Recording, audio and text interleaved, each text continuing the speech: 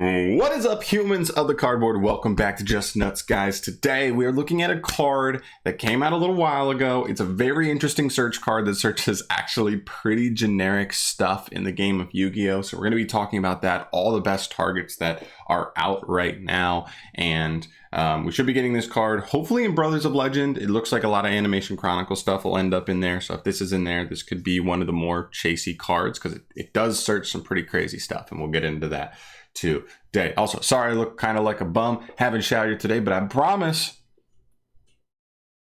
I'm gonna.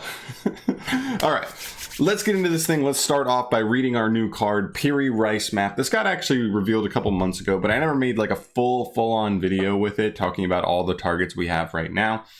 This card reads, at the start of your, it's a normal spell. At the start of your main phase 1, add one monster with 0 attack from your deck to your hand. And if you do, have your life points. Also, you cannot activate cards or the effects of cards with that added monster's name until the end of the next turn after this card resolves, or until you normal summon a monster with that name. So long story short, as far as it negating the cards you're adding, it doesn't do that as long as you normal summon that card on that turn. So very, very cool. As long as, so ideally you just want to be adding a normal summonable 0 attack monster that gives you good value upon being normal summoned. Also keep in mind, it has to be activated at main phase 1 or start of main phase 1. So it has that like pot of extravagance clause. So I would not recommend playing them together. They'd be very, very clunky, but you know, duality, prosperity still work, and so on and so forth. But yep, 0 attack monsters that can be normal summoned. That is what we are looking for. So let's jump into our pool. I think we have like 24, 25 monsters.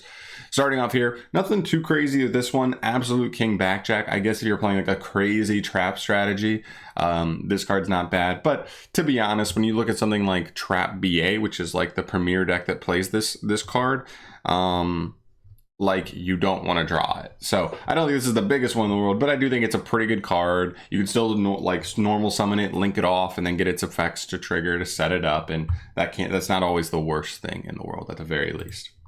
Next up, we have Medorand Archosaur. This card is searchable off of this. So this one's a pretty cool one, especially if you have like a baby in hand, because if you're popping a baby to then add an evolution pill, then we're kind of cooking right now. So that's like obviously really, really good if you have the kind of hand that supports it. But unfortunately, because I think this is the only good dino target, I'm not sure if it's worth, because there are hands where like the extra Archosaur is not helpful at all, but it's still worth mentioning, I think, all things considered. Next up, Betuneful Princess. This one I think is actually the best one we've seen so far here.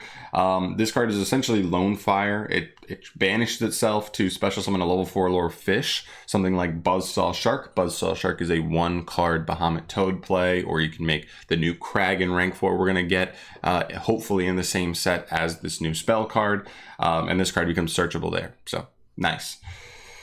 Next up, we have Dark Beckoning Beast. This card's actually not bad. We saw Eldritch variants that were just playing like the dark, the Sacred Beast package, and this card's pretty much the best normal summon in that deck.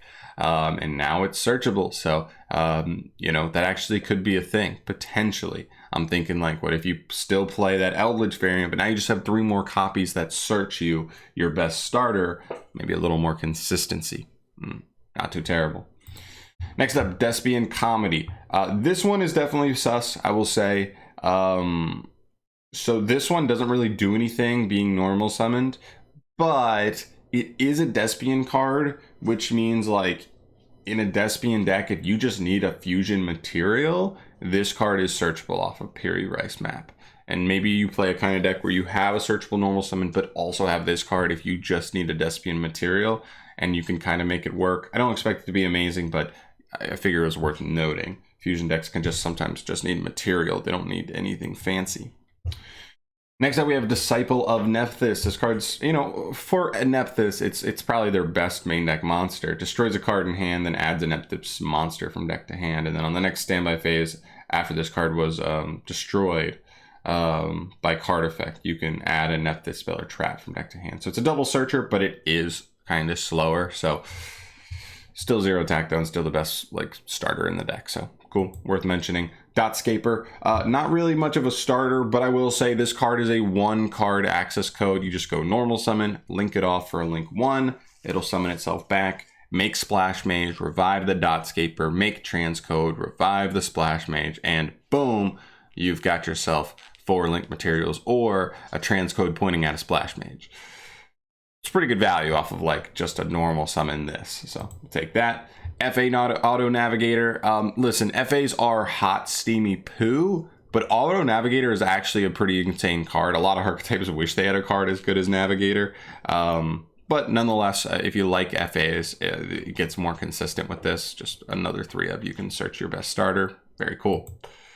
Format Skipper. This one I think actually might, I don't want to say for sure matters, but what's cool about Format Skipper is in stuff like Code Talker, just like more generic, like Cyber's combo decks, like he's actually a pretty good card, but also fits in other strategies because it does kind of have some genericness to it, because you can reveal any link monster in your extra deck, and then this card copies like the name, the type, the attribute.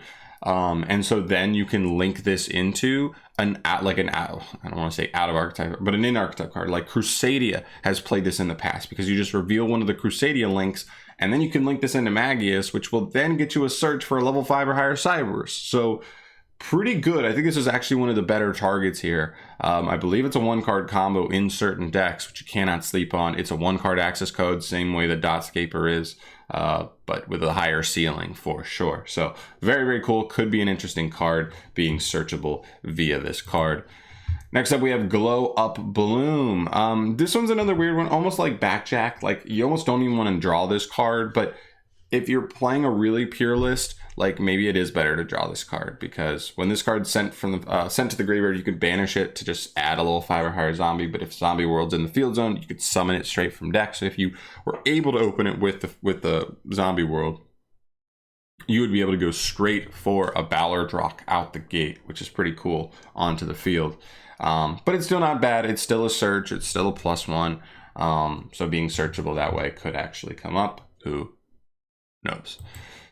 Next up, Goldeneye's Idol. This is another weird one. So this card has a cool effect, a quick effect that lets you look at your opponent's hand for free.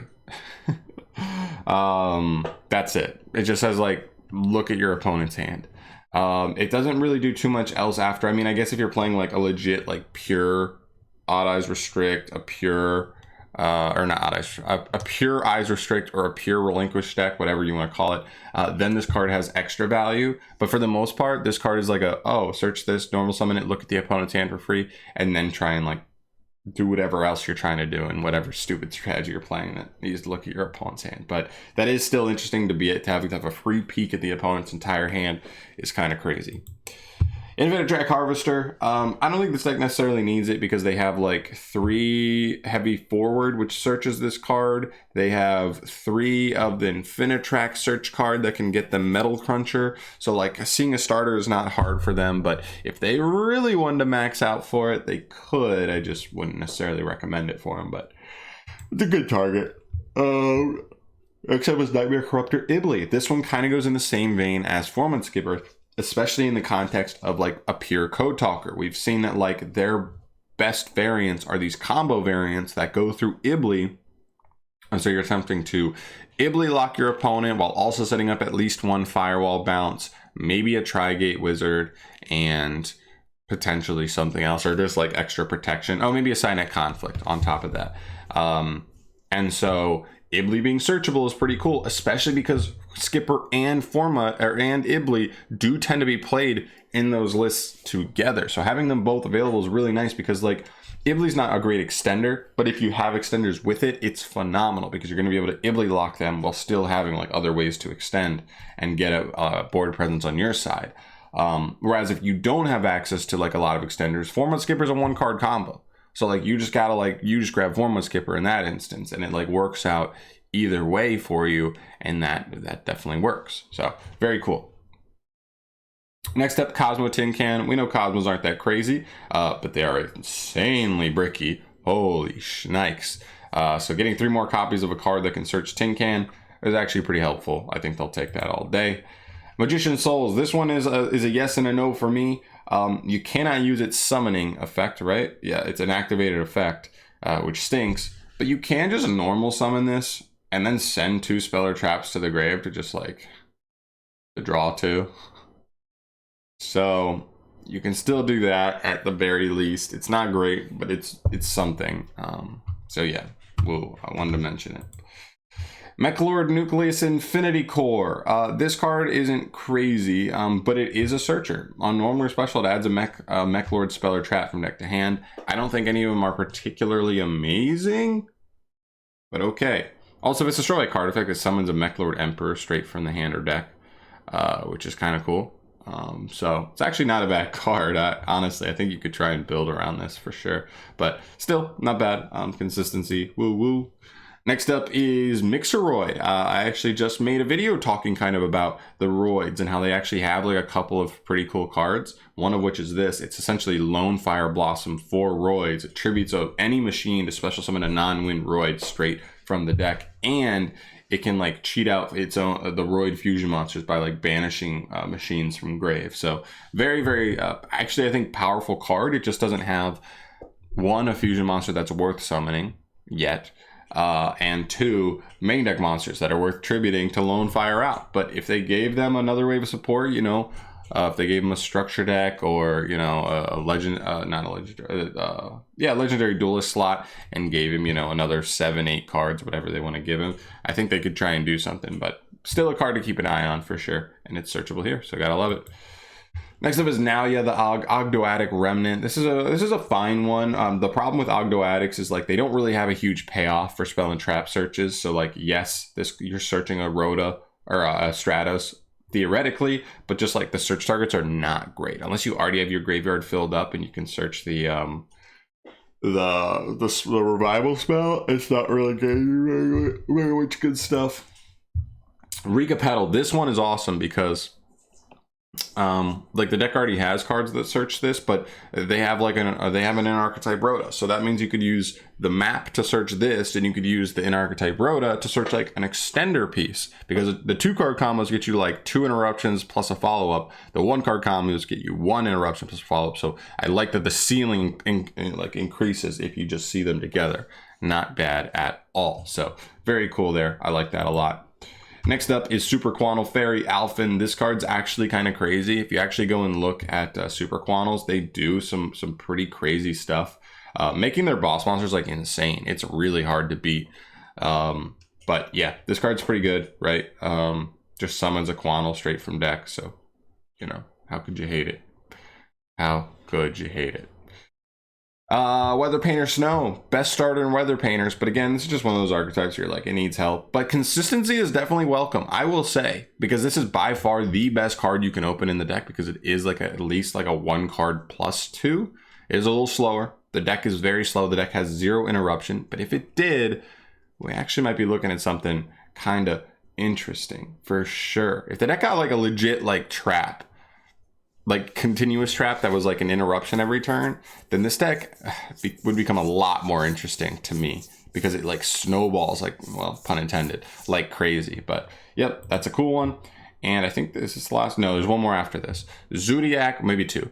Zodiac Rapier. Yeah, this card's searchable. So not only does Tenki search this, not only does Barrage, well, the Barrage searching this is not good because you want to normal summon this. But also the map gets this. So you just search this. This would be your normal summon if you're searching it, ideally.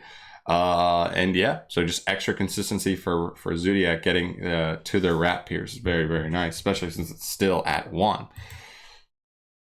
Sunseed Genius Alochi. This one's actually a pretty good one, as we get the new spell card for Sunvine stuff in Burst of Destiny. This card is a 1-card combo for them, so this actually could be a very, very playable search card just for consistency, because you just want to get Lochi to your hand at all costs, because, you know, 1-card combos are good, apparently. And the last card we have here is Prankies Fansies. I don't expect this one to be like too crazy. Like, I get it, Prankies are like meta, but like, I don't think Konami would go the route on the ban list of like, oh, ban the field spell, or oh, let's ban, you know, let's put all of the Prankies to 2, so that way they have consistency problems. Like, then maybe we play map just so that we can search a Fansies, right? For just consistency reasons. But outside of that, I don't really see a reason to go ahead and like play this in Prankies. I think their consistency will be fine as far as seeing a monster. I think Konami's probably gonna like limit something like either Meow Meow or Doodle, something like that. I think is probably the move. But yeah, very, very cool. I think that's all of our options for today. So some very cool ones. Honestly, like I think this one could matter if the Konami went a specific route on hitting Prankies. This could definitely matter. I mean, they matter to their own decks. I mean, that's what it all comes down to. Like, even if I say like, oh, in the metagame, like Cosmos don't matter, but to the individual Cosmo player, it's definitely important to keep an eye on this card, because this makes your deck, helps your deck in one of the biggest problems it has. Consistency. That's a lot of times that's the biggest difference between rogue decks and meta decks. Is meta decks have their engine that makes them like so unbelievably consistent, and rogue decks like have strong things should they pop off. They just don't consistently see them or get to them just because of they don't have all the search cards or whatever. So very, very cool. This will help out a good amount of decks, and I can't wait to test some things out. Playing it, I think Sharks is one of the first things, using the Beautiful Princess, because we should be getting the Kraken stuff as well right beside it, and that should be awesome. So that's gonna do it for here today, guys. Let me know in the comment section down below your favorite targets for this new search card, Piri Rice map. I'm very curious to see what you guys want to try and use this in, or if there's anything I missed. I mean, I did kind of skim. There was a lot of options for, you know, 0 attack monsters. So let me know if there's something else you would want to use this card to search. And yeah, that's going to do it for me here today. Thank you so much for watching. As always, subscribe to the channel if you want to see more stuff from me in the future. I'll catch you in the next one. Peace.